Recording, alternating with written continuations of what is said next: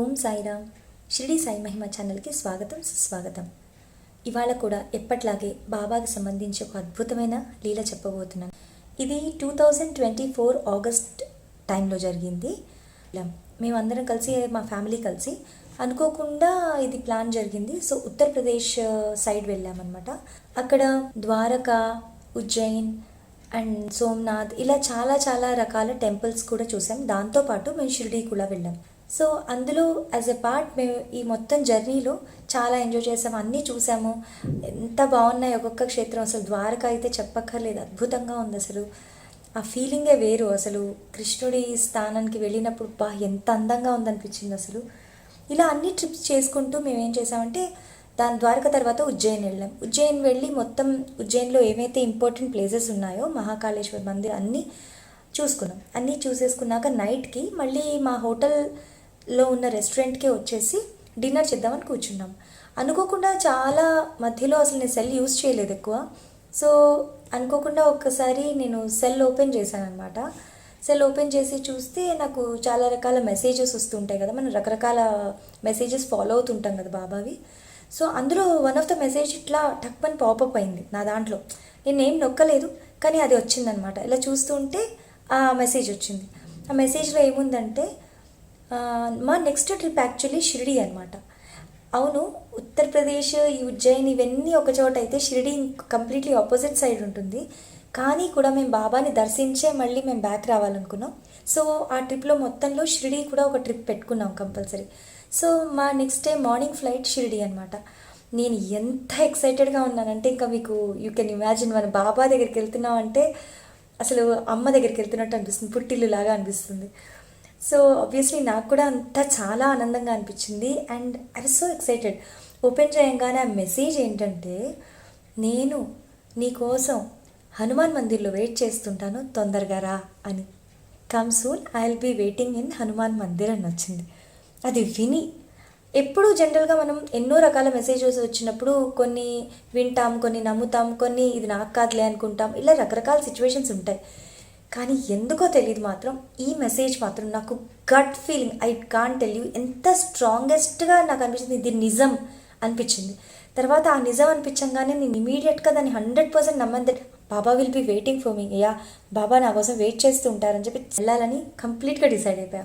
And చాలా ఆనందం. అరే, భగవంతుడు మనని పిలిపించుకోవడం, లేకపోతే నేను చూడాలని ఉంది, ఎన్నాళ్ళైందని. మనం సచ్చరిత్రలో కూడా చదువుకుంటాం కదా కొన్ని కథల్లో. అది సచ్చరిత్రల కథల వరకే పరిమితం కాదు. ఇప్పుడు ఇక్కడ మనం అందరికీ కూడా బాబా అంతే ప్రేమిస్తారని చెప్పడానికి ఇది నిదర్శనం అనిపించింది. I will be waiting for you in Hanuman Mandir అని వచ్చింది. సో నేను చాలా ఎక్సైటెడ్గా మార్నింగ్ ఫ్లైట్ ఎక్కాము, మధ్యాహ్నానికి అక్కడ చేరుకున్నాము.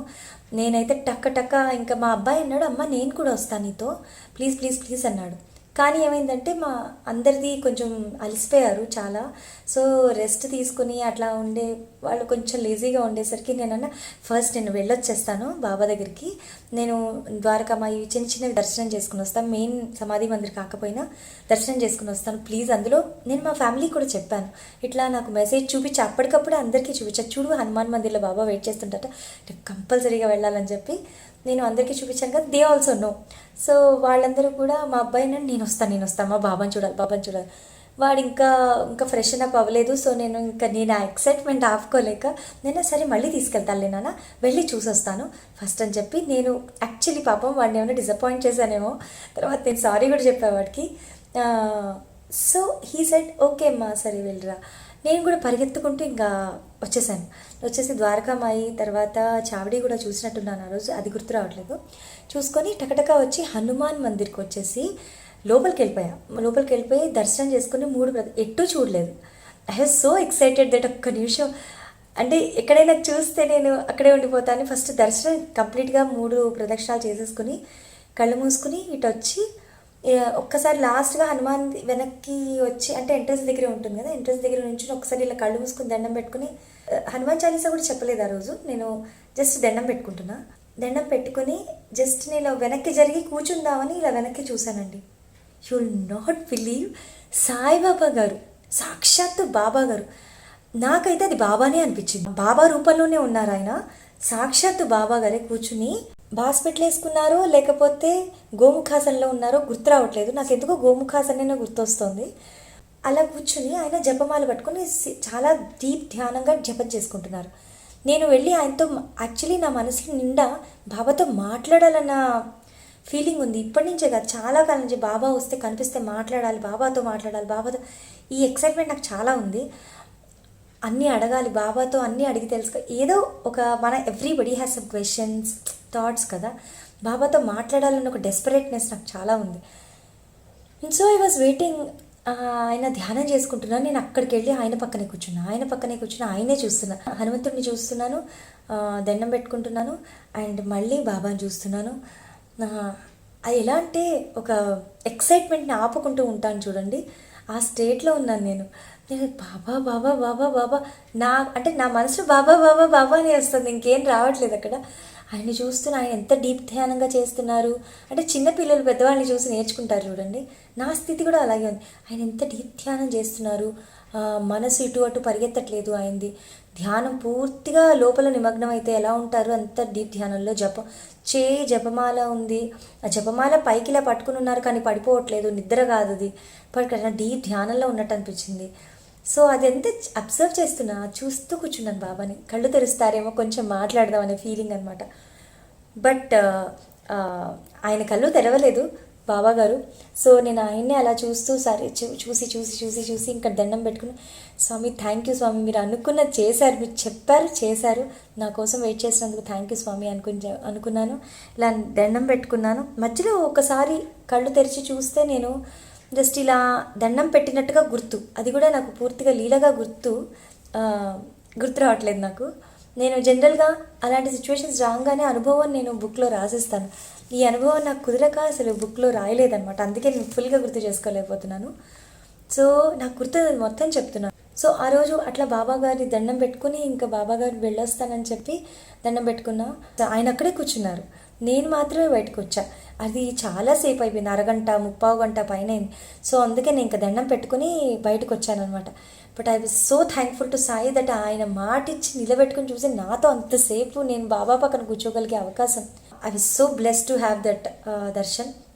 అది అయిపోతూనే నేను ఇంకా బయటకు వచ్చేసాను, మళ్ళీ రూమ్కి వచ్చేసి నేను ఇదంతా మా పిల్లలకి మా ఆయనకి చెప్తే అసలు they were so happy and excited. మా అబ్బాయి అయితే నన్ను తీసుకెళ్లకుండా నువ్వు ఎందుకు వెళ్ళిపోయావు అని కాల్ చేశాడు.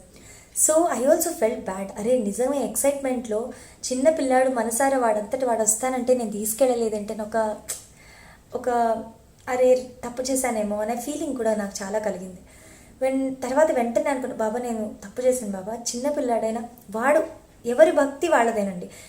పిల్లలు తల్లి తండ్రి ఎవరిది కాదు, మనం ఒకళ్ళ భక్తిలో ఇంకోళ్ళు ఇన్వాల్వ్ అవ్వకూడదు.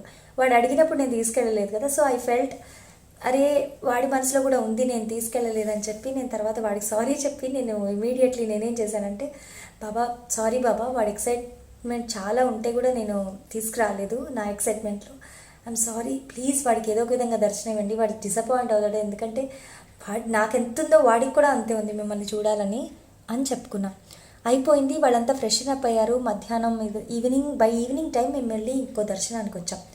ఈవినింగ్ దర్శనం అంతా అయిపోయాక మళ్ళీ బయటకు వచ్చేస్తాం కదా, ద్వారకామాయి సైడ్ నుంచి, ద్వారకామాయి హనుమాన్ మందిర్ నుంచి మనం బయటకు వచ్చేస్తాం కదా. ఆ బయటకు వచ్చే సైడ్లో ఏమైందంటే మనకు ఒక ఓపెన్ ప్రాంగణం లాగా ఉంది కదా, స్టేజ్ లాగా ఉండి ఎదుర్కొండ ఫ్రంట్ వైట్ కూర్చునే పాలరాయి స్పేస్ ఉంది కదా, టైల్స్ వేసిన స్పేస్ ఉంది కదా, ఆ స్పేస్లో బాబా గారు సాక్షాత్తు కూర్చుని ఉన్నారు. కూర్చుని అది ఈవినింగ్ హారతి జరుగుతున్న టైము, ఈవినింగ్ హారతి టీవీలో వస్తుంది అక్కడ, అది కూర్చుని వింటూ చూస్తూ కూర్చున్నారు. అప్పుడు ఆయన గోముఖాసనంలో కూర్చుని ఆనందంగా వింటూ ఇట్లా ఆహా అని వింటూ చేతులు ఆహా అని మనం అంటాం కదా వావ్ అని, ఆనందంగా ఇలా ఊగుతూ ఆహా వింటూ ఇట్లా ఉన్నారు. కళ్ళు తెరిచి నవ్వుతూ సంతోషంగా నవ్వుతూ అసలు ఎలా ఉన్నారంటే ఆ హారతి చదువుకుంటే ఆనందం ఉంటుంది కదా, అది ఎంజాయ్ చేస్తున్నారు ఆయన. బాబా గారు ఎవరు పొద్దున నేను చూసిన బాబా గారే అక్కడ కూర్చుని ఉన్నారు. అయిపోయింది, మా అబ్బాయి కూడా వచ్చాడు. మా అబ్బాయి కూడా వచ్చి వెంటనే నేను అనుకోలేదు, మేము వెళ్తూ సడన్గా చూసి అమ్మా బాబా అన్నాడు. ఈ సుశాంత్ నీకోసమే వచ్చారు బాబా అని చెప్పి నేను వెంటనే వెళ్ళు కాళ్ళకి దండం పెట్టి ఆశీర్వాదం తీసుకో అని. సో మా అబ్బాయి కూడా చాలా చాలా ఎక్సైటెడ్గా హ్యాపీగా వెళ్ళి కాళ్ళకి దండం పెట్టుకున్నాడు. And I was so thankful to Baba. అసలు ఆయన అడగంగానే వాడికి దర్శనం ఇవ్వాలని కూడా మళ్ళీ కనిపించారు చూడండి బాబా. సో ఆయన మా పిల్లాడు దండం పెట్టుకున్నాడు, నేను కూడా దూరం నుంచి దండం పెట్టుకున్నాను. నేను వెళ్ళి దండం పెట్టుకోలేకపోయాను, కానీ మా అబ్బాయి కాళ్ళకి దండం పెట్టుకున్నాడు. He was so happy. Baba ఆయన కూడా చూసి ఇలా నవ్వారు మా అబ్బాయిని చూసి. అండ్ వాడు వచ్చి ఎక్సైటెడ్గా నాకు చెప్తున్నారు. మా అబ్బాయి, మా చిన్న అబ్బాయి ఇంకా మా వారు ముందర నడుస్తున్నారు. మేము వెనకాల ఇద్దరు మేము నడుచుకుంటూ వెళ్తూ మేము చూసి మేము దండం పెట్టుకుని మేము తర్వాత వాళ్ళకి చెప్పామన్నమాట, మీరు మిస్ అయ్యారు, మేము అక్కడ బాబా గారు కూర్చొని ఉన్నారు, మేము దండం పెట్టామని చెప్పి. సో మనకు అనిపించవచ్చు ఎంతోమంది బాబా రూపాల్లో తిరుగుతుంటారు, కానీ నేను చెప్తున్నానండి, బాబా చెప్పిన మాట పొల్లు పోదు. బాబా గారు చెప్పారంటే అది చేస్తారు ఆయన. మన సచ్చరితలో విన్నాం కదా, నేను ఇచ్చిన మాట కోసం నేను ఎంతకైనా వెళ్తాను కదా అని చెప్తారు కదా బాబా. అండ్ ఇంకొక విషయం ఏంటంటే, నేను యాజ్ యూ ఆల్ నో, నేను ఎప్పుడు జైవాహి గారి సాయిబాబా స్టిల్ లెవెల్ బుక్ కూడా చాలా చదువుతూ ఉంటానని కూడా మీకు తెలుసు. ఆ బుక్ నాకు చాలా చాలా ఇష్టమైంది, మనసుకి టచ్ అయ్యేది. ఫుల్ ఆ బుక్ నిండా ప్రేమ ఉంటుందని మీకు తెలుసు. నేను అనుకున్నా ఆవిడెక్కడో ఉంటారు, నేను ఇక్కడెక్కడో వేరే దేశంలో ఉంటాను. సో ఎప్పటికైనా లైఫ్లో బాబా ఒక్కసారి నేను ఆవిడని కలవాలి. అంటే she is full of love of Sai. అసలు మాటల్లో చెప్పలేము, ఆవిడ పుస్తకం చదివితే అనిపిస్తుంది ఒక్కసారైనా లైఫ్లో కనిపించండి బాబా అని. నేను ఒక 5 ఏళ్ల క్రితమో 4 ఏళ్ల క్రితమో అనుకున్నా, చాలా డీప్గా అనుకున్నా, ఒక్కసారైనా ఆవిడని చూడగలగాలి బాబా నేను అని అనుకున్నా. అయితే మీరు నమ్మరు, ఆ నెక్స్ట్ డే, ఈ మొత్తం జరిగిన దాన్ని నెక్స్ట్ డే ఈవినింగ్ మాది ఫ్లైట్ అనమాట. అయితే మధ్యాహ్నం పూట మొత్తం ఒకసారి దర్శనం చేసుకుందామని నేను మా అబ్బాయి పెద్ద అబ్బాయి కలిసి వచ్చాం అనమాట. ఒక్కసారి చిన్న దర్శనం చేసుకుని ద్వారకామాయి, హనుమాన్ మందిర్, చావడి ఇవన్నీ చూద్దామని వచ్చామన్నమాట. లంచ్ తర్వాత వస్తే కరెక్ట్గా మాకు హనుమాన్ మందిర్కి ఎదురుకుండా కరెక్ట్గా ఆవిడ కనిపించారు. నేను ఎంత షాక్ అయిపోయానంటే, హౌ కమ్, అసలు నేను ఎప్పుడు అనుకున్నాను, నేను 4 ఏళ్ల క్రితం అనుకున్నాను బాబా ఇలా ఎక్కడ నేను వేరే దేశంలో ఉండటం, ఎక్కడ ఆవిడ అదే టైంకి అదే ప్లేస్కి అక్కడికి రావటం, ఇదంతా బాబా చేసిన మిరాకల్ అనిపించిందండి నాకు, ఇంకో మాట అనిపించలేదు. ఆవిడని నేను హగ్ చేసుకున్నాను, యాసాయి అని చెప్పాను. అండ్ షీ డజంట్ నో మీ, నేనెవరో ఆవిడకి తెలియకపోవచ్చు, కానీ ఆవిడ పుస్తకాల వల్ల ఆవిడ మీద నాకు చాలా ప్రేమ ఉంది అండ్ గౌరవం ఉంది. ఆవిడకి దండం పెట్టాను, కాళ్ళకి దండం పెట్టాను, నన్ను హక్ చేసుకున్నాను అండ్ యాసాయి అని చెప్పాను. And I spoke to her. And ఆవిడ కూడా షీ వాజ్ ఇన్ హరీ, తొందరగా వెళ్ళిపోయి దర్శనం చేసుకోవాలని హడావిడిలో ఉన్నారు. చక్కగా నమస్కరించారు, ఆవిడ కూడా చక్కగా నవ్వుతూ మాట్లాడి చక్కగా మా అబ్బాయిని కూడా ఆశీర్వాదాన్ని తీసుకున్నాను. And I was so happy, she was also happy and we were also happy meeting her. And ఇదంతా అయిపోయాక వన్ థింగ్ ఏంటనిపించిందంటే, మనమైనా మన డిజైర్స్ని మర్చిపోవచ్చేమో కానీ బాబా ఎంత వింటారు. మన మనసులో ఎక్కడో మూల, ఏదో దేశంలో ఎక్కడో మూల ఉన్న మన మనసులో మాటని సాయి ఎలా గ్రహించి, ఎలా నిరూపించారు, ఎలా నిజం చేశారో చూడండి. జైవాహి గారిని నేను కలవడం కూడా it is miracle in it self. And I was so happy that how great my Baba is. ఆయన అంతర్లీనంగా ఉన్న ప్రతి ఆలోచన, అభిప్రాయం, లేకపోతే బాధ, కష్టం, సుఖం, మన కోరికలు అన్నీ మనం చెప్పకుండానే బాబాకి తెలుసు. ఈవెన్ మనం చెప్పకపోయినా, చెప్పలేకపోతున్న మాటలు కూడా, మన deepest desires in our heart, మనసులో కానీ సబ్కాన్షియస్లో ఉన్నవి కూడా బాబాకి తెలుసు. అలాంటి బాబా మనం ఏం అడగాలి, ఏం చెప్పాలి? I can't thank Baba enough. Baba గారి గొప్పతనం చెప్పడానికి నేను అసలు సరిపోను. ఆయన అంత అద్భుతం.